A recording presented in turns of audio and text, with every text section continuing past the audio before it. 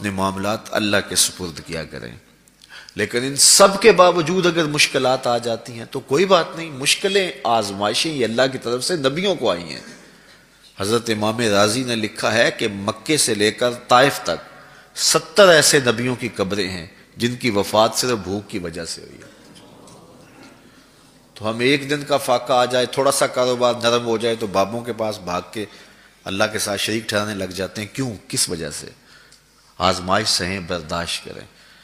تو اوپر نیچے یہ دن بدلتے رہتے ہیں، دن پھرتے رہتے ہیں، ہر وقت جو ہے کہ جادو ہو گیا، ٹونا ہو گیا، سایہ ہو گیا، بندش ہو گئی ہے، ہر وقت اسی چکر سے ہم نکلتے نہیں ہیں۔ اللہ پر توکل رکھیں، وہ رزق دیتا ہے، وہ رزق تنگ بھی کرتا ہے، وہ رزق کشادہ بھی کرتا ہے، بندوں کو آزماتا بھی ہے، بندوں کو ڈھیل بھی دیتا ہے۔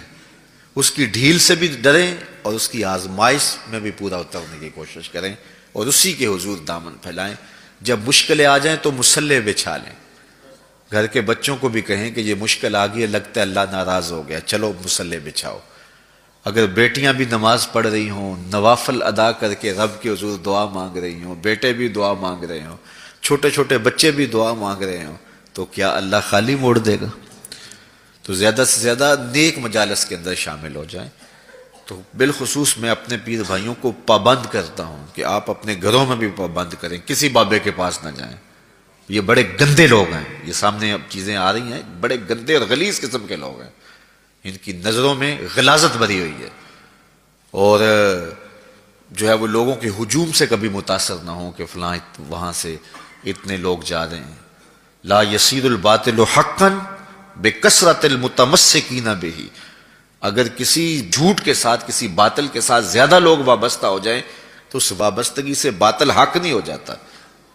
لوگ کہتے ہیں جی اتنے لوگ آ رہے ہیں، کچھ ہے تو آ رہے ہیں، تو جو بت خانوں میں جا رہے ہیں اتنے لوگ تو کچھ ہیں تو جا رہے ہیں، کیا مطلب یہ کوئی معیار ہے؟ تو جہلا کا جمع ہونا، جہلا کا کہیں جانا، یہ معیار نہیں ہے۔ معیار جو اللہ رسول نے دیا ہے ہمارے نزدیک بس وہی ہے۔ تو جب کوئی مصیبت بنے، مصلی بچھا کے دعا مانگو اللہ کی بارگاہ میں، نوافل پڑھو، صدقہ کرو، خیرات کرو، منت مان لو، روزوں کی منت مان لو، نمازوں کی منت مان لو، صدقہ کرنے کی منت مان لو، اور اللہ کے نیک بندوں سے جا کے دعا کرواؤ۔ غریبوں میں آپ رزق بانٹو، اس سے برکت ہوگی، اس سے پریشانیاں دور ہوں گی۔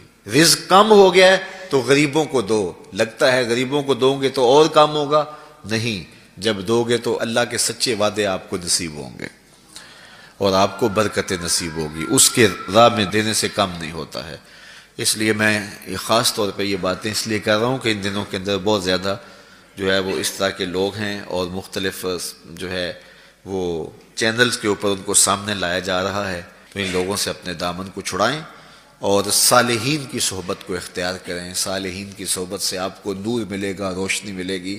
آزمائش ٹل جاتی ہے تو پھر بھی، ورنہ اس میں استقامت کی توفیق مانگیں، چونکہ جو بلا پر صبر کرتا ہے اسے بھی اجر دیا جائے گا۔ صحیح حدیث میں آتا ہے کہ اہل بلا کو قیامت کے دن جو صلہ دیا جائے گا تو دوسرے لوگ آرزو کریں گے کاش ہمارے جسم کو لوہے کی کینچیوں سے کاٹ دیا جاتا۔ تو یہ جو تکلیفیں آتی ہیں یہ گناہ اس سے جڑتے ہیں، اس سے درجے بلند ہوتے ہیں، اس سے اللہ کی قربت نصیب ہوتی ہے۔ تو مصیبت آئی تو بابے کے پاس بھاگ گئے، جو فاسق اور فاجر اور مشرکانہ عقائد رکھتا ہے اس کے پاس بھاگ گئے، تو پھر ایک مصیبت بھی صحیح اور ایک اپنا ایمان بھی اجاڑا۔ اس لیے اس مصیبت سے جو باطنی فوائد ملیں گے، جو روحانی مرتبے بلند ہوں گے، ان کو حاصل کریں۔ تو غیرت کے ساتھ جینے کا ڈھب ہم سیکھیں، مت ایسے لوگوں کے پاس جائیں۔ اللہ آپ کو مجھے اپنی رحمتوں کے سائے میں رکھے۔